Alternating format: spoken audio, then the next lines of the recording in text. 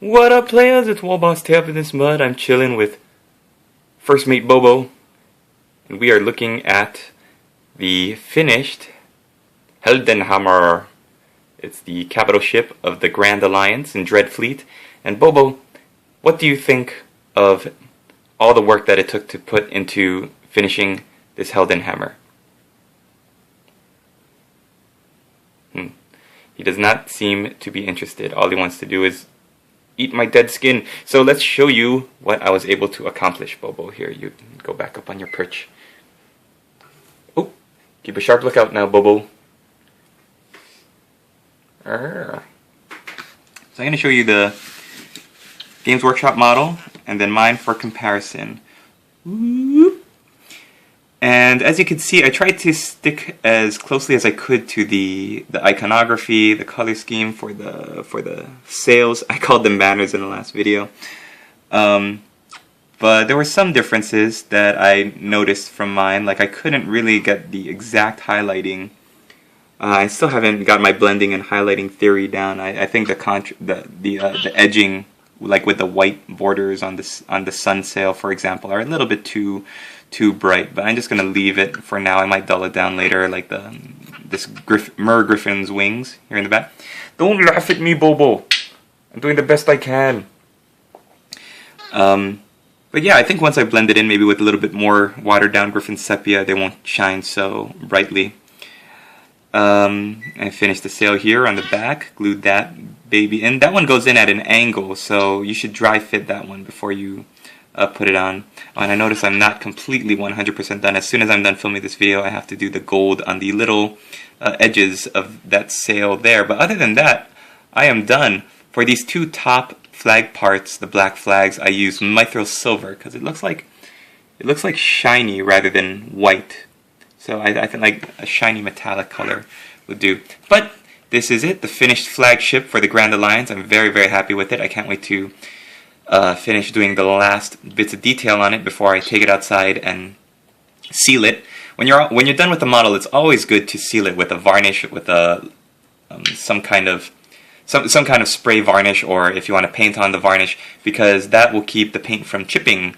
And when you spend as much time working on your miniatures as I do, you do not want them to chip. So for any new hobbyists out there, always seal your miniatures with either gloss coat, makes a great varnish, spray varnish, or there's also a dull coat varnish that you can use. Really great stuff and will really help you out in the hobby. The waves were finished using my wave painting technique. I think they came out pretty nicely. I wanted this one to look more blue instead of green because the blue would denote like deeper ocean. So rather than the green, which could be a little bit more shallow. Like if you take a look at the Curse of Xandri, that one was it looks pretty shallow compared to this one because I used a lot of darker blues and I blended the blues a little bit more. But the Vallejo water effects, even though it looks like sour cream going on, and I hate applying it because of all the brushing around you have to do when it dries, it has this really textured surface that's also glossy and reflective and really looks really good, so I'm quite pleased with it. I also bought some plastic glue, some plastic Zap-A-Gap, and that works really well.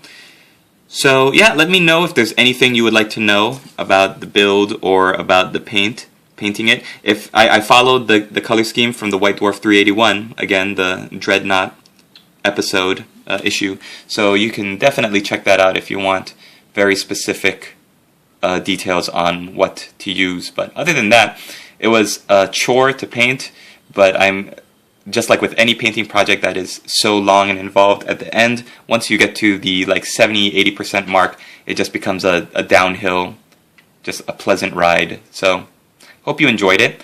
The lady friend, I used the Micron Arts pen again to write the banner, just like I did for these two banners over here. So there was one more I had to do, Sigmar.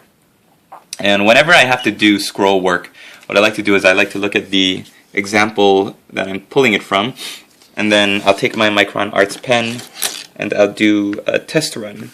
So here I did the Heldenhammer first, and then Sigmar here. This Sigmar one is a little bit tricky because it's actually, when you look at the S, let me show you the S here. It actually looks like two C's interlocking at the center. It's not one single line, one single S line. So what I tried to do was something like one C going that way and then the other C going this way. Something like that to make the S. And it unfortunately turned out looking like a G.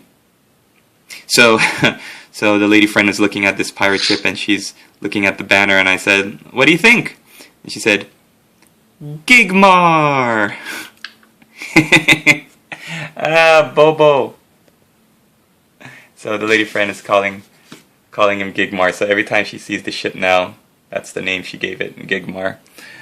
So, once again, that's the Heldenhammer, the grand flagship of the Grand Alliance for the Dreadfleet board game. And, ooh, Bobo, stop. You have to do your sign off now. So here's me and Bobo, and we're going to sign off. Look at the camera, look at the camera.